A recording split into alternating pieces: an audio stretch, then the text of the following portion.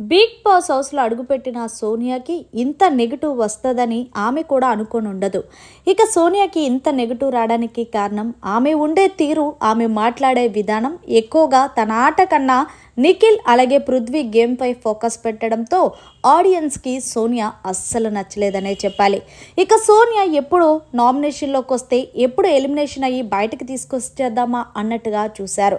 ఇక ఈ వారం సోనియా నామినేషన్లో ఉన్న సంగతి తెలిసిందే. ఇక అలాగే సోనియాకి అస్సలు ఓటింగ్ కూడా పడట్లేదు. ఇక అసలు విషయానికి వస్తే లైవ్లో ఒక సంఘటన చోటు చేసుకుంది. ఇక సోనియా కెమెరాకి దండం పెడుతూ, ఆడియన్స్ ఈ వారం నేను నామినేషన్స్లో ఉన్నాను, ప్లీజ్ మీరందరూ కూడా నన్ను ఈ వారం సేవ్ చేస్తారని అనుకుంటున్నాను.